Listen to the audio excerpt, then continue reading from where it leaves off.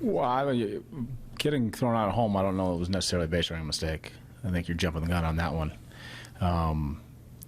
The play at second base where Miggy was doubled up, unfortunately, you come up through baseball for Miggy's entire life. He's coming for whatever, 31, 32 years. He's not used to having a guy standing in short right field when they're playing the shift like that. So your initial reaction is off the bat, it's a base hit.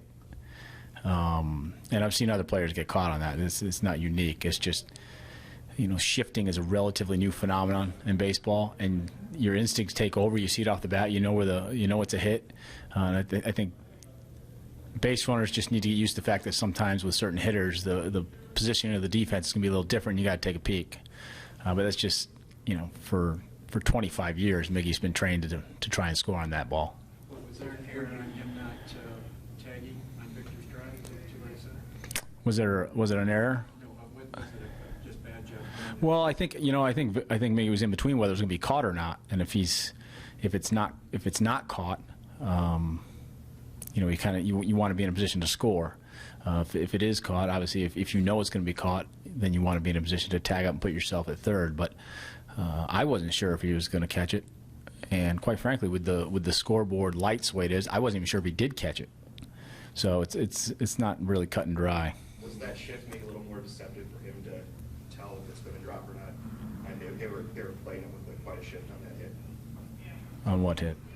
The one where Cabrera got doubled up on. Did you feel like just the shift was a little bit deceptive for him there, and he didn't know where the ball was going to be landing? Or? No, I thought I just explained that. Okay. I'll explain it again. For the vast majority of Miguel Cabrera's playing career, there weren't shifts, and off the bat, that's a hit normally. Now in the last 4 or 5 years, with the shifting and a lot of times during the course of the shift, they push the second baseman back into short right field. So his instincts are off the bat, that's a hit. It's a new phenomenon with the shift where you have that person standing there. And Brad, what led to your rejection? Was just arguing? I didn't argue anything.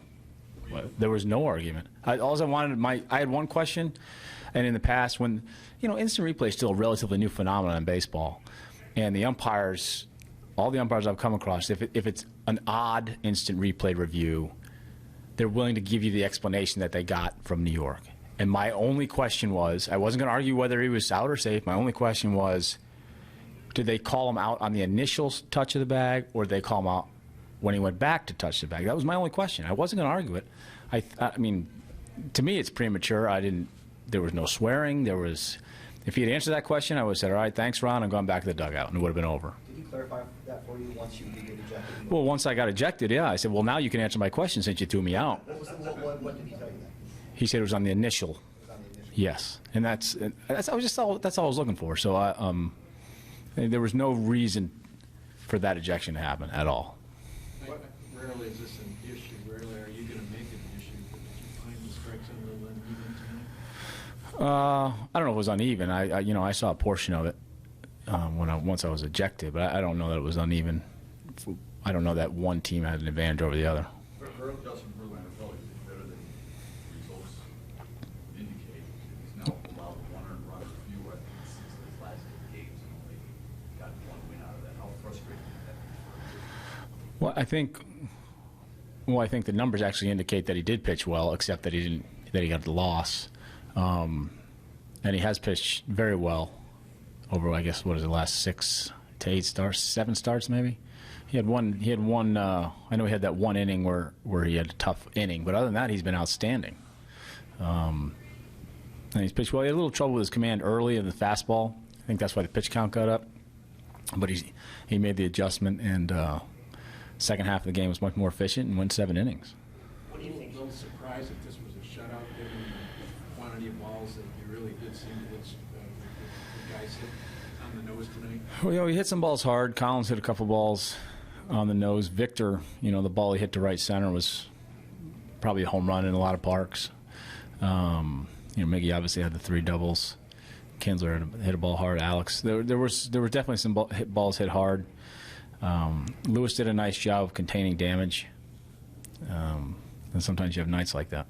Hey, Brad, from the initial 3 3 or 4 or 5 starts that Verlander came back to what you've seen over the last 8, what do you think was it just a matter of him getting back in the game or getting the rust off? Or what do you see different, I guess, from those initial starts to how good he's been lately? I'm sure there is a little bit of that getting back in the routine of being on a major league staff and pitching every 5 days and shaking some of the rust off. I think he's also done in the last month and a half an excellent job of, or maybe just about the last month of preparing and sticking to his game plan. He's really applied himself in the pre-game preparation, and I think it's paying off. Brad, we can nitpick all night long, but it looked like in that second inning, it looked like he had Mambo out. Looked like he had squeezed just a little bit, and he doubled. You think that unnerved him a little bit? It was 0-2, maybe it was 1-2, 0-2, 0-2, something like that. Didn't get the strike. It sure looked like it was a strike. I'd be hard-pressed to say that Justin Verlander was unnerved by a missed call. Obviously when you're on the mound, you want the call to go your way, but I'm sure it's not the first time in his career a call didn't go his way. So I would doubt that he was unnerved.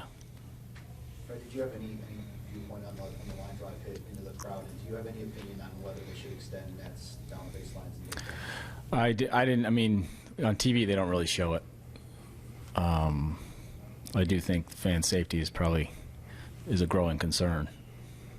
So it's not really my call, but I do think it's something that should be looked at.